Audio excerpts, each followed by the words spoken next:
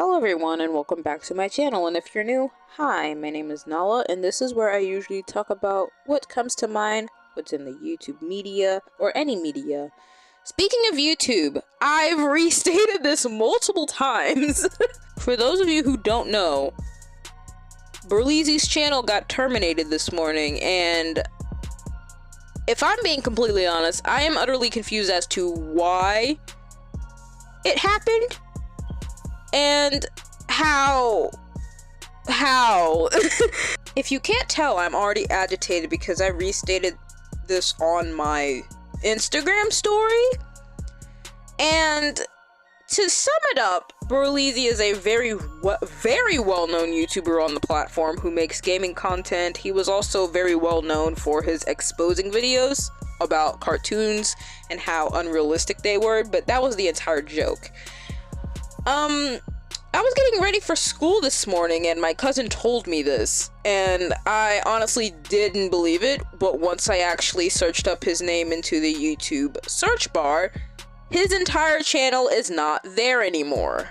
And the only channels that are actually there are minor channels with like filler content, which is still pretty enjoyable. One in which doesn't even have content on it, and it was the first channel he actually used until he migrated to his gaming channel. People are speculating, and it was already somewhat confirmed about the reason as to why, and YouTube stated the reason why they terminated his channel was because of the images and the content it held.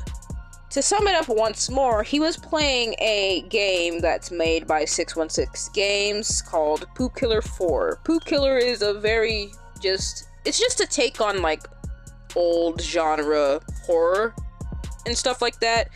And there was this one scene where he is in an adult toy store. I wasn't even able to see it because once I woke up, his channel wasn't there. And then that was basically how my day started. What I have to say about that is, hypothetically speaking, if that were to be the case, which it may be, one, why take down his entire channel? Two, why not talk about the other content creators who are doing the exact same thing on the platform but don't have repercussions? And three, why didn't YouTube manually like give him a warning about it? That's what confuses me. Like, I understand not wanting sexual content or inappropriate content on the platform, but downright just taking his channel down entirely without warning is one of, if not the most ridiculous things you could do on YouTube. Really, honestly. 'Cause it's one thing if someone is doing something bad and you tell somebody about it, or you tell the person that what they're doing is wrong and they fix it. And then it's another thing if you don't tell them what they're doing is wrong and then try to go against it. Or, in this case, just taking his channel down with no warning at all. Luckily, he knows about it, and luckily he will try to fix something about it. He will try to contact YouTube, things like that, and I'm honestly hoping that his channel gets back sooner than later, because if I'm being honest, the way that YouTube brought it upon themselves to actually terminate his channel is kind of ridiculous. Like I stated before, they could have at least given him a warning about what he should and should not put on his channel, because obviously that'd be the more responsible thing to do. But they took it upon themselves to just kind of not do that. And on top of that, I can't believe I'm saying this, but there are actual, like, very inappropriate things on here. There are literal reviews of adult toys on the YouTube platform, yet those don't get taken down. There are literal people doing very inappropriate things on this YouTube platform, yet those videos don't get taken down. There were people literally playing the exact same game, and the exact same scene popped up on their actual channel, yet those videos don't get taken down. And a lot of people are taking what Corey said into consideration about the YouTube platform and certain people on the platform having favorites and the racism. And ironically enough, it happened during Black History Month, so it kind of looks bad on YouTube's part.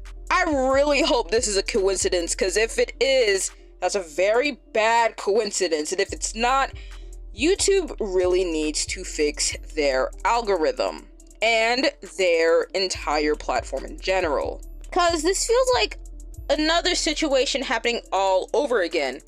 Like I mentioned, Corey Kenshin also stated about the favoritism and the racism within the content community on YouTube, stating that certain content creators don't get as much equality in a way like others do. And it kind of just, this behavior just feels very repeated. It shouldn't feel repeated, considering the fact that YouTube has been a thing for God knows how long, and they should at least update everything before, I don't know, not like kind of being irresponsible with it in a way. And despite the fact that my channel is extremely small, it could still affect literally anyone on the platform if things like this don't get taken care of properly. I'm a huge fan of Berlizzi's channel. I've been watching him for God knows how long, and I've even made videos about it as well. I've made videos using his audio, and the fact of the matter is, he's one of the biggest YouTubers on this platform that actually helps YouTube be what it is. And if YouTube doesn't fix it, whoever is like with the program, if they don't fix it, it could really hurt them. Genuinely, it could hurt them. And that's pretty much all I have to say, because I've said this way too much. I've talked about this way too much, but I hope you enjoyed the video, and I will talk to you guys the next time I see you guys. And I am sorry for how agitated I am. Goodbye.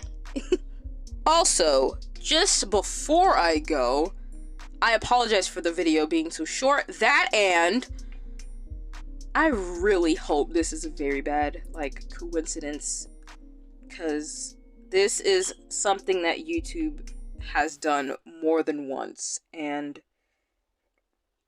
it's tiring, especially for people who are of color, depending on what their demographic is and how they do content. It's also tiring for them. And like I said, it really makes Corey's words sound very true. Okay, goodbye.